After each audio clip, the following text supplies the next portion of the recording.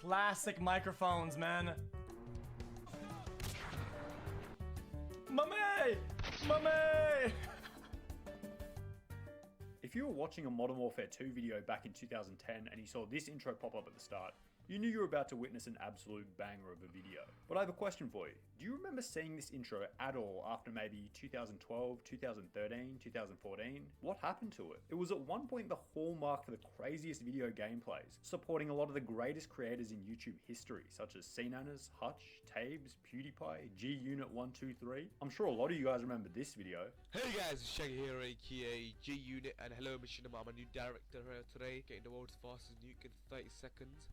Just showing you guys. Yep, even that was Machinima. So how did it go completely defunct by 2019, along with every single video being deleted from the channel? Was it the terrible reputation that brought the channel undone? Stay away from Machinima. They are absolute cancer. Now, or the fact that they would prey on young, naive creators with long-term, unbreakable contracts? My contract had ended, and I messaged Machinima.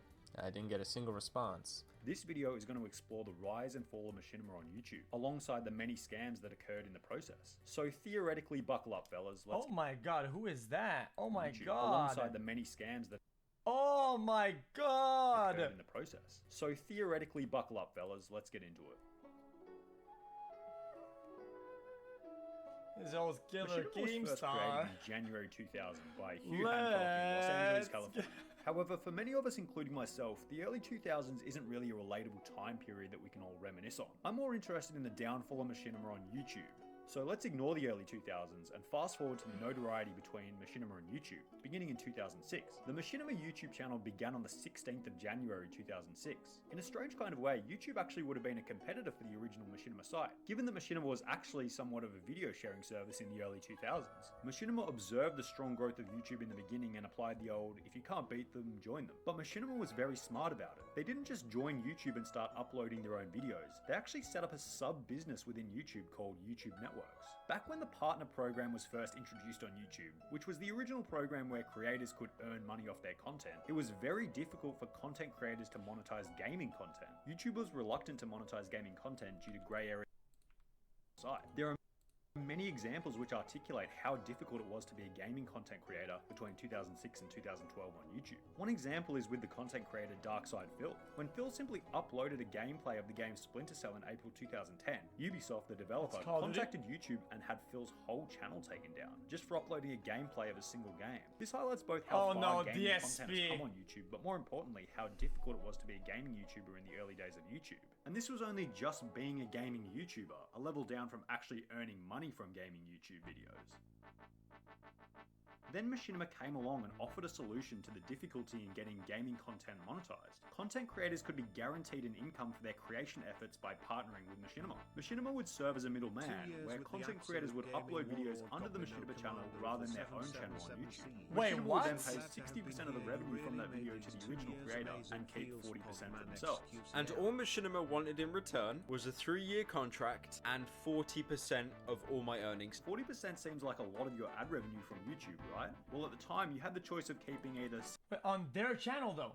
60% of your income or 0% of your income, given that if the content was uploaded on your own channel, you'd get nothing. So on the surface, it actually looked like an excellent deal for creators. Suddenly, creators had the opportunity to make money off the videos that they otherwise would have earned. Yeah, but how do you nothing. branch out? Machinima also offered another simple, intangible advantage, the status of being a Machinima creator. Even as early as January 2009, as seen in this screenshot, Machinima has 367,000 subscribers, which eventually grew to 5 million in late 2012, making it the 4th biggest channel on YouTube by subscriber count at its peak. On top of this, as we mentioned in the intro, you just knew a video was going to be a good video when it had the Machinima introduction. So who wouldn't want to have the reputation of being a Machinima creator? It would also give the small creators that feeling of working alongside the other big guns in the video game content creation scene. You might only have a few hundred subscribers, but you could be featured on a channel with 5 million subscribers. Another concept that seemed very enticing on the surface, but it was very disappointing in reality, as we'll explore later. There was no growth. All the analytics were just in a straight line. There was no growth, no subs, nothing. It all stayed exactly the same. On top of this, Machinima would offer creators what they called called a talent scout, which looking back now just kind of seems like a buzzword to entice naive kids who thought they had a special content creation talent into joining Machinima. And what they did was they set me up with a talent manager. And this sounded really good originally. I was like, oh my god, I've got someone watching my back. I've got my own talent manager. This is amazing. On top of this, Machinima also promised a team of people to help creators promote and create their videos, giving them advice Guys, and guidance. this is the old school way of doing it. It's like, oh, you're in an org, you're getting a manager. Oh, you're getting this, you're getting an assistant. It's like, dude, it's their person. Like, dude, to success. they're always. So Machinima Guys, had all the whole point of a manager is somebody who's on your side. Why would you have somebody who's on your side on somebody else's side? It makes no sense. bells and whistles on the surface, right? Everything a content creator something could that just possibly doesn't make want sense. for growing their channel and income. What could possibly go wrong? What is up, What? Troubler Man, this Nation? mods, I'm mods, your mods, host, mods. Killer Keemstar. Let's get right into the news. We are here with Ross Boomsocks. He uploaded a video about a week ago that ended up on the front page of Reddit. Basically, he's having problems with Machinima. A lot of other YouTubers jumped in expressing their complaints with Machinima. So up until this point, we've highlighted the golden facade of Machinima, what it offered to creators, the promise of glory and riches, money on videos that wouldn't be monetized otherwise, the status of being Machinima creator, the promise of having a talent scout that supports classic your map. content. Looks like a pretty good deal on the surface, right? Well, the packages they offered were Was that actually a lot more overgrowth fucking surreptitious than they appeared Ace-130? on the surface. The insidious Wasteland, part sorry. about Machinima was that they preyed on the I'm done. short-term thinking of individual creators. The contracts that were handed out were usually 3 to 7 years in length, which to a lot of small YouTubers and YouTube newbies doesn't seem like a very long time. And even if it did, they just disregarded that because they just saw the opportunity for money and went into the contract blindly. I signed the contract and it's for 3 years, and I'm just like, yeah, whatever. Like, it's 3 years. That's not that long of a time if you think about it. Side note, it's actually a really long time. Yeah, that's in. But 3 that's, years on YouTube can actually be a really long time. Mr. Beast went from 1.2 million subscribers to 33.5 million subscribers in the last 3 years. PewDiePie gained 10 billion views in the last 3 years. And PewDiePie at one point was actually partnered with Machinima. He had this to say about them back in 2015. I was screwed over by Machinima like many others 4 years ago, but managed to get out luckily. It's mind-boggling to me how they can still pull shit like this and get away with it. Unless Google steps up and puts tighter leashes on networks, YouTubers are going to be the ones who pay for their greediness. Hope your shit gets sorted, dude. Theoretically, if PewDiePie was partnered with Machinima for the last 3 years, earning approximately $3 per 1,000 views on his videos, his revenue would have been 30 million from 10 billion views. If you take 40% of that, a 3-year partnership with Machinima would have cost PewDiePie $12 million. Not exactly something to brush over lightly, right? Anyway, that's not a real scenario. However, it highlights how damaging some of these contracts had the potential to be at the time, and how much can be achieved on YouTube in the space of 3 years. On top of this, That's a in whole some of these career. situations, they even snuck extra months into the contract without that is the weaker Felix. It's the weaker one. I'm Giga Chad.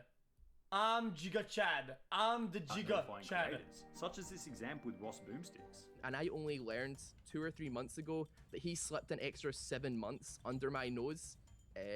That my contract was ending in 2017 instead of 2016. Oh, that's The illegal. creators who signed up with Machinima when their channels were small in size started to realize how much money they could make on YouTube when exponential growth started to kick in. When a lot of creators signed up, they were only making, what, $1 a month on YouTube? So 40 cents a month for all the perks seemed like a good deal, right? Well, I'm sure that a boatload of those creators would have gotten to the point of making $1,000 a month, then $10,000 a month. And suddenly, 40% per month to Machinima is really starting to hurt the bottom line and overall earnings for creators. But there was nothing they could do. They were stuck in the contract for the next 3 years. The promised talent scouts and help that was supposed to come to creators suddenly vanished as soon as they signed the contracts. Now, nearly instantly, I regretted signing the contract because the second I signed it, my talent manager suddenly said that he was busy, and he only said that after I had signed the contract.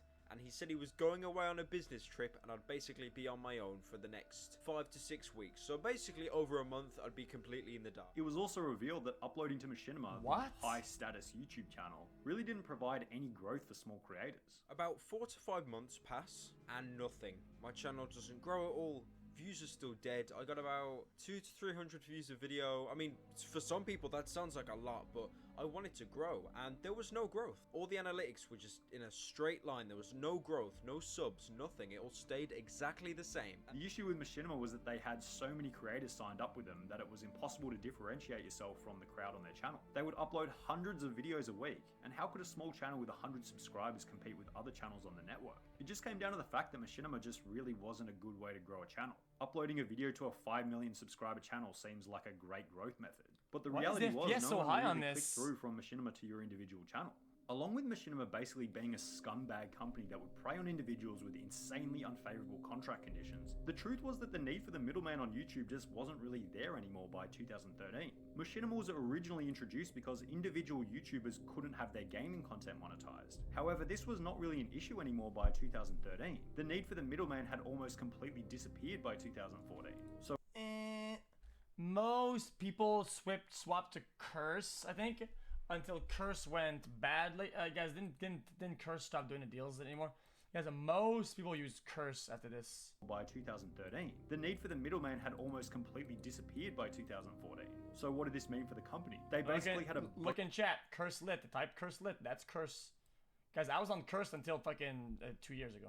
Boatload of creators who had signed 3 to 7 year contracts between 2009 and 2013, but absolutely no one else signing new contracts given that there was no need to become a Machinima creator after 2013. This left Machinima earning a passive but dwindling income from the remaining contracts, with diminishing revenue as the contracts began to expire. And if we go back, the two reasons that basically with Curse, they had this easiest thing in the world. Instead of having big contract and big bullshit, what Curse offered people was very simple. Me as a YouTuber coming out to YouTube, it was very simple. We sign with Curse, and they let you keep 100% of your revenue. They take away nothing out of you. You do nothing at all, right? And it actually helps you get into the network, and you get recommended faster and easier around. It gets you into the algorithm, and you go to your own channel. You lose nothing, you gain everything. It was the easiest thing in the world. So everybody signed. People initially signed up for Machinima was to monetize their gaming content and have help from the talents. And you could get out anywhere you want. Anytime you could just get out anytime. Staff at Machinima to help grow their channel. Content creators could monetize their own content, and the consensus and review from what did they get? Well, they're the network. So they have all the people and all the whatever. The network. I don't remember. I don't really know what they got, to be honest. But we got 100%. In the end, there was just no need for them. There wasn't a single thing that they could offer that individual creators couldn't do themselves. On top of I don't know how it works. I don't operate their business. I only got my part of it. We got everybody got paid all the time. There's no problem with actually having a use for the business. Machinima began to become the subject of bulk slander from ads. They probably get better ad packages. Yeah, they probably got better ad deals, guys, because they can flex that they have all the creators under their wing. Yeah, that's how it worked. Because they have all the creators under their wing and have everybody, they have a big ass network. They probably get big ass packages. Almost every YouTuber that have been with them. As we've explored with many clips in this video like PewDiePie, Pyrocynical, Ross Boomsticks, even Drama Alert began to create videos slandering the dodgy actions of Machinima, and the Machinima reign just kind of imploded on itself on YouTube. Machinima continued to dwindle from 2014 all the way up until February 2019, when the entire channel went private. Machinima fired their 81 remaining staff, and Machinima announced that they would be ceasing operation and merging into another company. But as scummy as Machinima appeared to be from all the dodgy underlying contract terms, I still feel like Machinima has a special nostalgic spot in all of our hearts as a viewer. The Machinima legacy is one that will be left with the glory years of Modern Warfare 2 and old League of Legends. So Machinima, despite being a total scumbag of a business structure, thanks for sticking around, thanks for the nostalgia, and you 100% deserved what you had coming to you for screwing over so many creators. That's going to be all for this video, guys. If you guys could like and subscribe, I would appreciate the hell out of that, but other than that, I will see you guys in the next one. Thank you for watching. Take it easy. Peace. I mean, the model didn't make sense afterwards. They should not have fucked people over for sure. That's scummy shit.